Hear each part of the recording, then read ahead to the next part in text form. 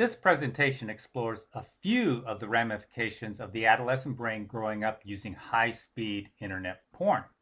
Let's start with the most dramatic phenomenon showing up in some of today's young porn users: porn-induced erectile dysfunction. A few years ago, guys on many diverse forums began complaining of chronic, unexplained erectile dysfunction. All were heavy porn users. Amazingly, the cause of their problems appeared to be internet porn. Why do I say this? Because they generally recovered after about 2 months of no porn fantasy, and little or no masturbation and orgasm. They call it rebooting. In February 2011, urology professor Carlo Foresta noticed the same phenomenon in Italy. In a press release describing the results of a large survey, he said, "It starts with lower reaction to porn sites, then there is a general drop in libido, and in the end it becomes impossible to get an erection." Unquote. More recently, a popular U.S. medical show, Dr. Oz, did a program on porn-induced ED.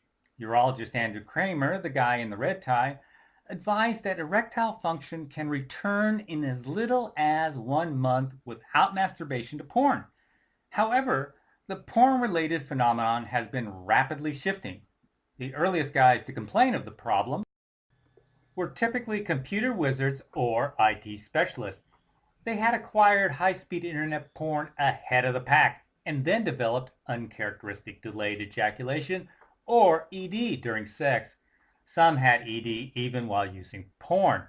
Nearly all were in their late 20s or older. Soon we began to notice two unexpected trends with porn-induced ED.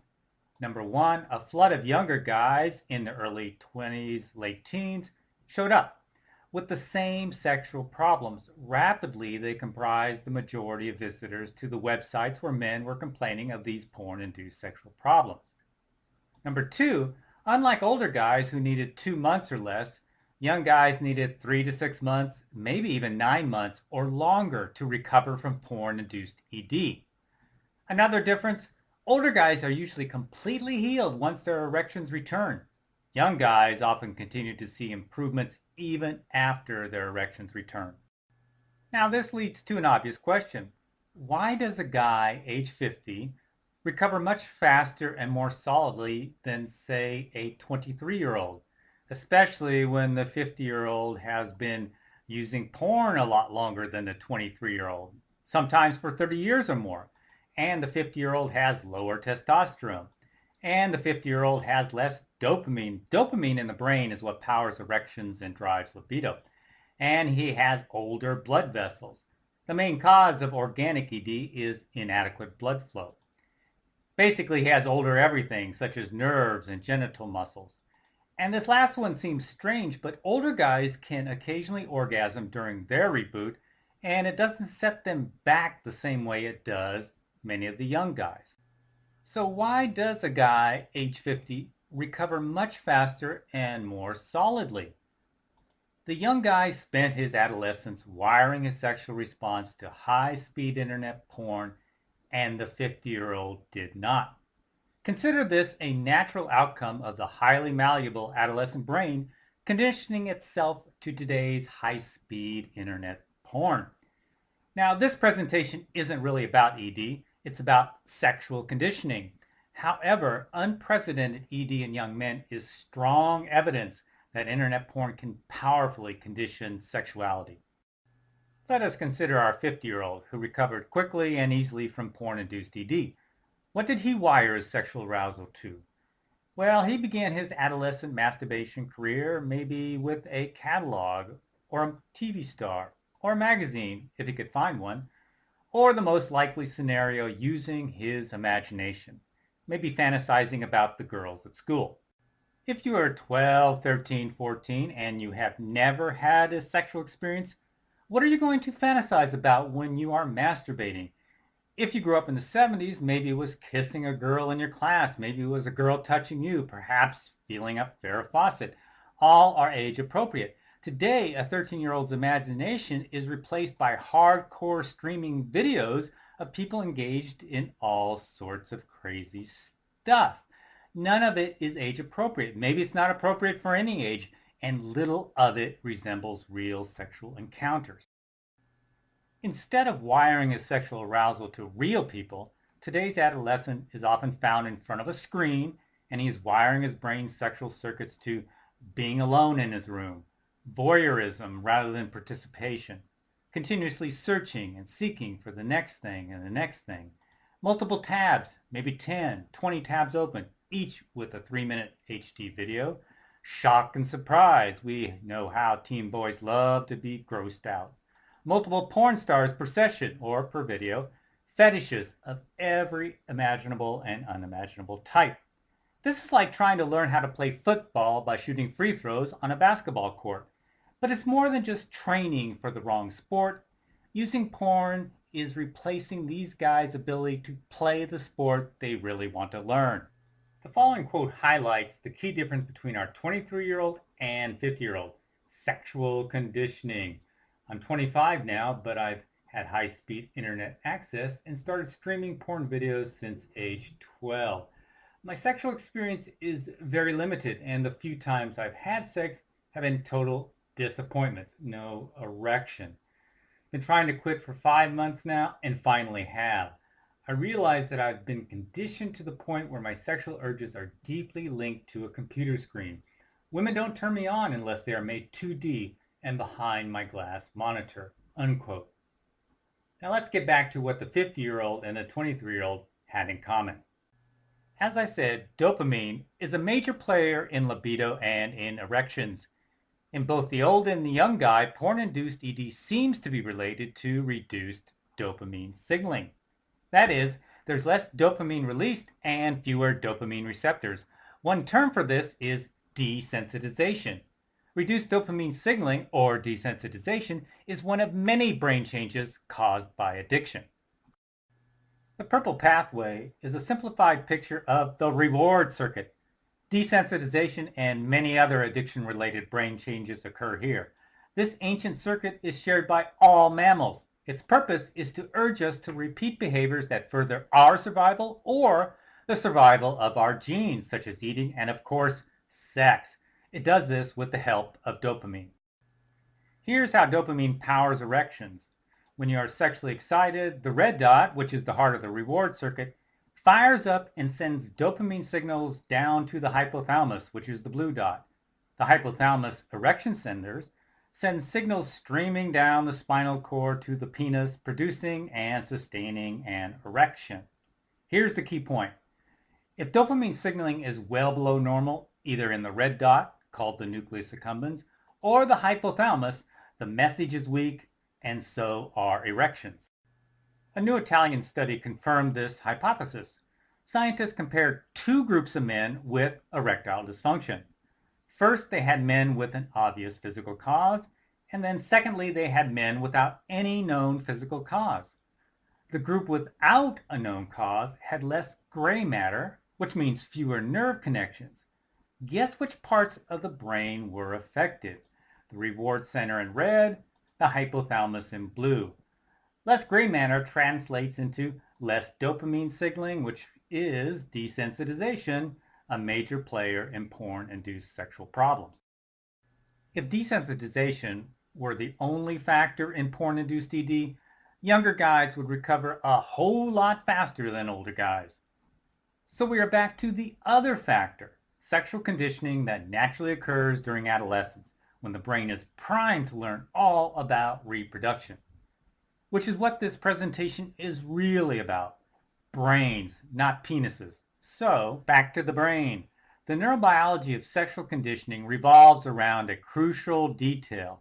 Nerve cells that fire together, wire together. For an adolescent brain, this means connecting sexual excitement experienced in the reward circuit to whatever is causing it in the environment. So we have to ask, what is the impact of this evolutionarily new sexual stimulus, internet porn, during this critical window of brain development? I say critical because research is revealing that it's surprisingly easy to condition sexuality in young mammals, and the experience of many of today's young porn users is affirming this research. Consider this research, recounted in Jim Faust's review of sexual conditioning, who, what, where, when, and maybe even why, how the experience of sexual reward connects sexual desire, preference, and performance. I call this experiment, "So this is how you do it." Scientists introduced a receptive female to a male and then a minute later yanked her out of his cage. With enough repetitions, this conditioned the young male to ejaculate much faster than normal. How did these rapid ejaculators behave when given all the time in the world? Well, they continue to be rapid ejaculators. The key point here is early sexual conditioning remained even when circumstances changed. How did this same sexual conditioning affect experienced males who learned sex at normal speeds? Sure, they learned to become rapid ejaculators, but this was temporary. Once they were allowed uninterrupted access to females, the experienced males returned to their normal mating habits. If staring at a computer is the answer to the question, "So this is how you do it?" could early sexual conditioning help explain why young guys with porn-induced ED often need longer to recover? Here's a guy in his early 20s. Alien is the word I'd use to describe how it felt when I tried to have sex with real women. It felt artificial and foreign to me. It's like I've gotten so conditioned to sitting in front of a screen jerking it that my mind considers that to be normal sex instead of real, actual sex, unquote. Here's another experiment. I call this one, "What was aversive became erotic." Researcher Jim Faust sprayed female rats with the odor of rotting flesh. This is called cadaverine. Normally, rats avoid decaying flesh. It's innate. It's not a learned behavior. They will bury dead bodies and wooden dowels soaked in cadaverine. Next, he placed these smelly but willing females into cages with young virgin males. With their dopamine soaring, the virgin males mated and ejaculated several times. A few days later, the young male rats were placed in a cage with normal-smelling females and females smelling like death. The cadaverine-conditioned males mated with both the non-stinky females and the stinky females. When unconditioned normal males were given full access to both types of females, they wouldn't go near the females that stank of death. How deep was the conditioning? A few days later, the conditioned ex-virgins received a wooden dowel saturated in cadaverine. They played with it and gnawed on it just as they would if the dowel had been laced with something they normally love, such as chocolate or vaginal secretions. As researcher Jim Faust says, this finding may have implications for the formation of sexual paraphilias in humans that might otherwise be perceived as aversive. End quote. Faust is saying that early sexual experience has the power to wire in all kinds of fetishes, including stuff that would normally be repugnant. This could also explain why some porn users end up baffled or distressed by the porn they have escalated to in their search for more and more stimulation. These next two guys are describing their fetish as fading after eliminating porn. First guy, "I looked at weird porn when I was masturbating, porn that disgusted me after I watched it. The brain always goes to more extreme porn to get off. I don't think they were true fetishes because if those things had actually happened in front of me, I would have left the room. I won't go back to porn ever because after my last relapse, it took only 2 weeks to go from normal porn all the way back to the really weird porn." End quote. Second guy, "I've been into female wedgies, bondage, humiliation, and ENF since my sophomore year of high school. Ruined a few relationships because of it. Since quitting, there are weeks now where it doesn't even enter my mind." End quote. Really get that guys may not be sure of their true taste until after they quit porn. What is behind the acquisition of porn tastes? It appears to be sexual conditioning. What is the driving force behind sexual conditioning? All evidence points to dopamine. This experiment really shows us the power of dopamine in sexual conditioning, in that a virgin male can be conditioned to prefer a same-sex partner. Researchers injected a male rat with a drug that mimics dopamine, thus imitating the buzz of sexual excitement, and then placed him in a cage with another male. The two rats just hung out together for a day. That's the time it takes for the drug to leave the system. The researchers then repeated this process 2 more times, 4 days apart. A few days later, the reconditioned male was offered a choice. With no drug in his system, he entered a cage with access to both his male buddy and a sexually receptive female. Guess which rat turned him on the most? He showed much more response to the male, more erections, more genital investigation, and even female-like solicitations as opposed to normal male mounting behavior. The researchers said the rat was not gay because he didn't try to mount the other rat. You might find this surprising, but some porn users report escalating over time to porn that does not match their innate sexual orientation. Take these two guys, for example. First guy, I used to think I was bisexual with a foot fetish. Now it disgusts me. I'm straight and like girls, not feet. No offense to anyone who has any other preferences. Does anyone else feel like the part of their brain with all those fetishes and stuff is just going away? End quote. Second guy, I became addicted to internet porn in my late teens. Gay sex to me is very normal and natural, but I lost interest in it over time. I became interested in straight porn and found myself increasingly losing interest in the male anatomy and developing a fetish for female genitalia. I decided to stop watching porn, and after quite some time, I can happily say my fetish for women has gone. Gay sex has returned to be the norm for me. End quote. Their innate orientation had not changed, but constant reinforcement while in a high dopamine state altered what type of porn turned them on. Acquiring new porn fetishes or taste is not that unusual.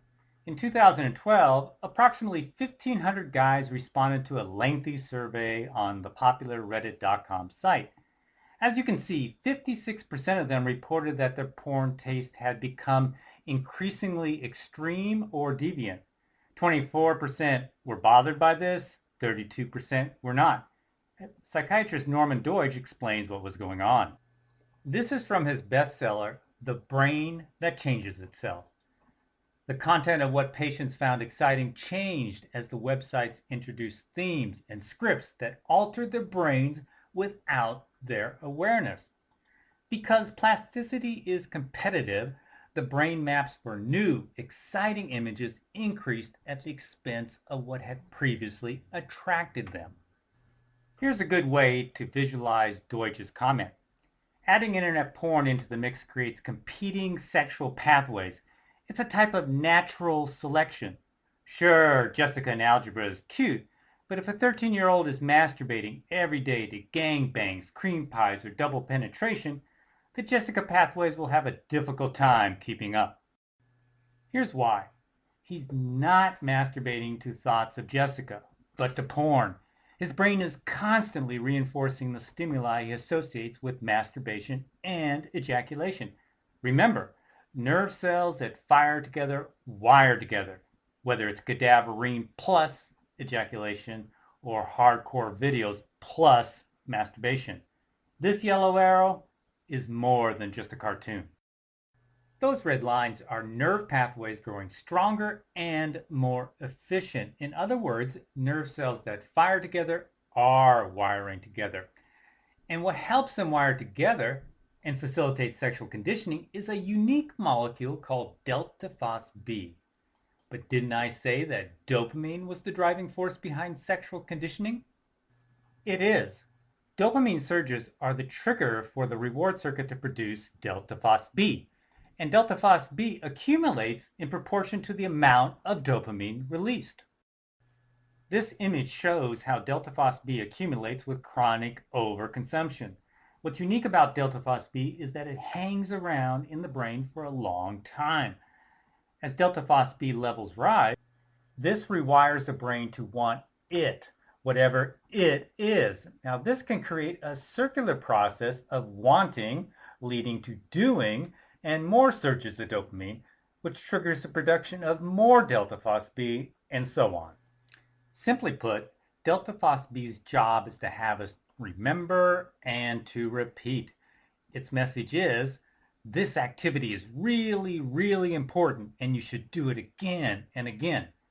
Delta phosphB accomplishes this by wiring together the sights, the sounds, the emotions, sensations, and memories associated with a big reward, such as climax, and creates a circuit that can blast our reward center. When activated, this circuit creates feelings of wanting or even cravings. Analogy time. Dopamine is like the foreman for a highway construction crew, and the workers are like delta phosphB. Dopamine barks the orders saying connect these experiences together, but delta phosphB builds the highways. Here's the key. Long after delta phosphB vanishes, the wanting circuits remain just as the roads remain after the construction crew leaves for the next job. These brain highways or circuits are why early sexual experience can have such a powerful and lasting effect. Where else does this same process occur? It occurs with all addictions. Chronic overconsumption of drugs or natural rewards keeps dopamine elevated, which leads to the accumulation of delta phosphB and rewires brain pathways to crave it. For example, long after an alcoholic is sober, a trigger can activate an old addiction pathway, which causes cravings and is the mechanism behind relapses. Sensitization is the technical term for the construction of these deeply entrenched addiction pathways. As you can see from this 2001 study, it's been known for quite a while that delta phosphB is the master switch for addiction. But obviously, the delta phosphB switch did not evolve to help us get addicted to stuff.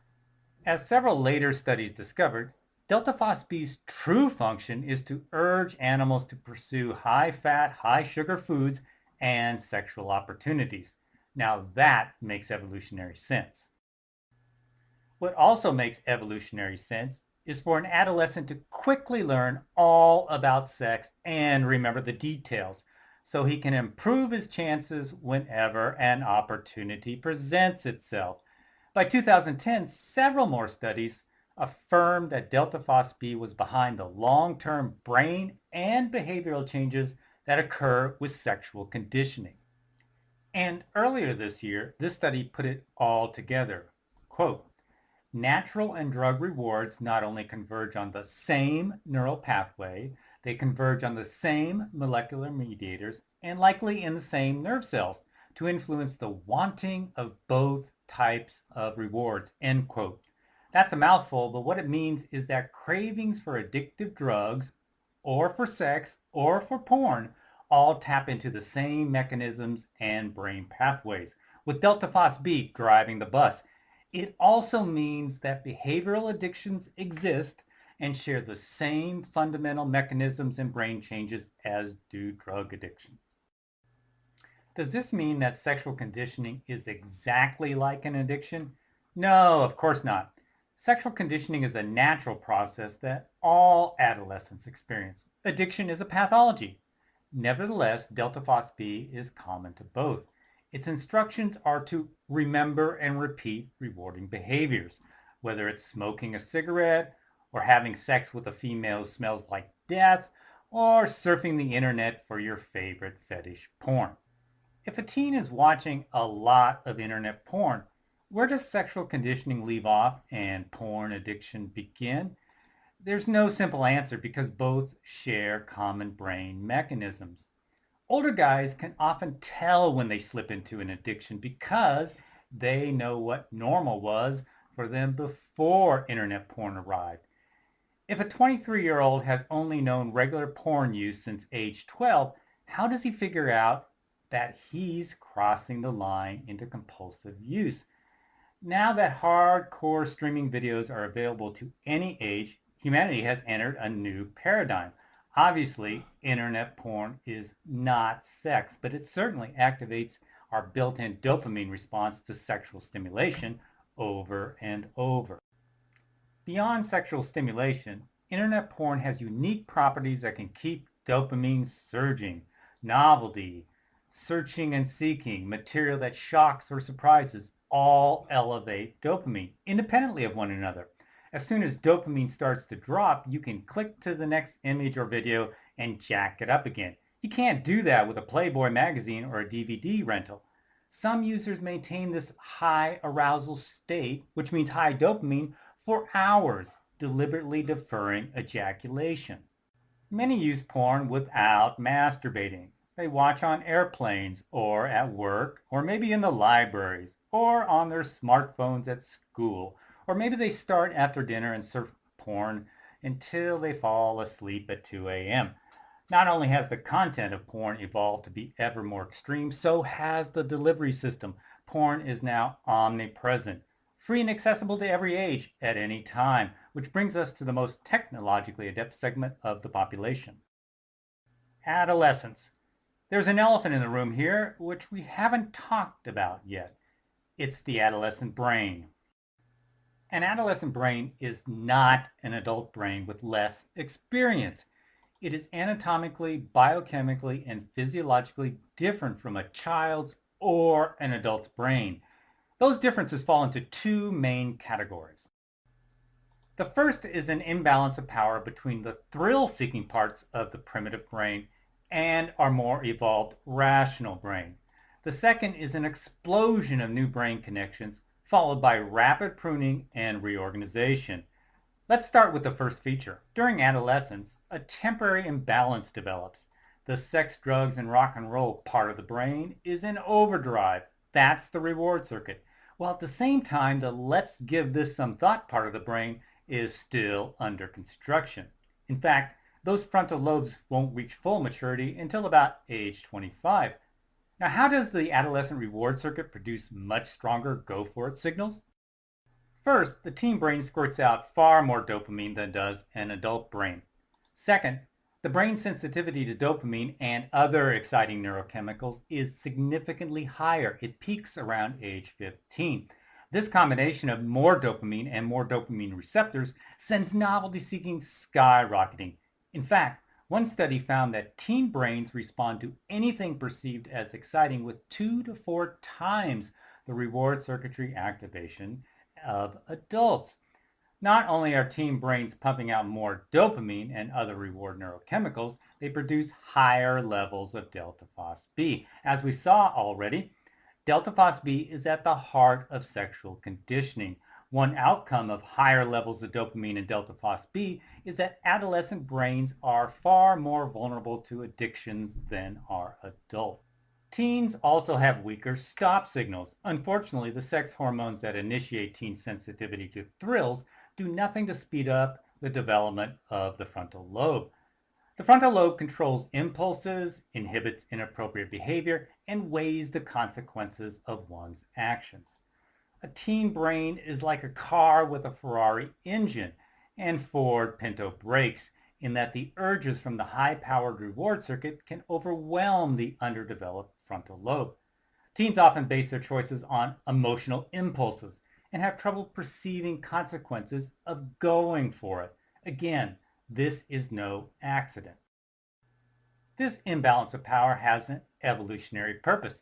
All social mammals exhibit the same characteristics during adolescence: increased risk-taking and increased sensation-seeking. Both helped animals get fired up about sex, leave home, explore new territory, and eventually find mates outside their group. The purpose? To discourage inbreeding. Today, adolescent humans, impelled by these very same urges, encounter hazards that they never evolved to face. Motorcycles, fast cars, recreational drugs, video games, junk food, and of course, internet porn. The second major feature of the adolescent brain is an explosion of new nerve connections during early adolescence, perhaps 50 to 100 billion new ones, which is followed by rapid pruning and reorganization. So the brain begins shrinking after age 11, but its functions gradually become more orderly and efficient. This process allows the teen to learn all about his environment and then wire in important new experiences and memories, using the fire together, wire together principle. To understand this better, think of forming pathways or ruts in the brain. The more often you take a new path, the easier it becomes. These ruts become memories, skills, habits, even ways of coping. The key point, you are more likely to use an established path even if you don't want to. It becomes the rut of least resistance. Top adolescent brain expert Jay Gee describes the process as the use it or lose it principle. Quote, those cells and connections that are used will survive and flourish. Those cells and connections that are not used will wither and die. So if a teen is doing music or sports or academics, those are the cells and connections that will be hardwired. If they are lying on the couch or playing video games or watching MTV, those are the cells and connections that are going to survive, unquote. There's no doubt that the cells and connections for sexuality will survive and flourish during adolescence. The question is, what input will shape these circuits? Just ponder the enormous diversity of environments and customs that human adolescents have adapted to over the ages. This adaptability worked well for a wide range of sexual customs and practices involving real mates. Today, though, a 13-year-old's sexual pathways may be molded by hardcore pixels and constant novelty, perhaps years before his first sexual encounter or even his first kiss. Clicking a mouse has replaced leaving one's tribe to search the savannah for fertile mates. While glued to a screen, a young guy is not learning courtship skills or interacting with potential mates, the very tasks for which adolescence evolved, and his brain is not wiring his sexual response to flirting, pheromones, or three-dimensional partners of normal proportions. In conclusion, as Jay Phelan, UCLA biology professor, and co-author of Mean Genes says, all excessive stimulations of the reward circuitry that are not the behaviors for which it originally evolved are problematic. Like crack and Krispy Kreme donuts, internet porn is another manifestation of mismatch. The phenomenon of our modern world deviating from the world to which we became adapted over evolutionary time. This is not yet appreciated for internet porn, unquote. Thanks for listening. The science behind this presentation can be found on www.yourbrainonporn.com below the presentation itself.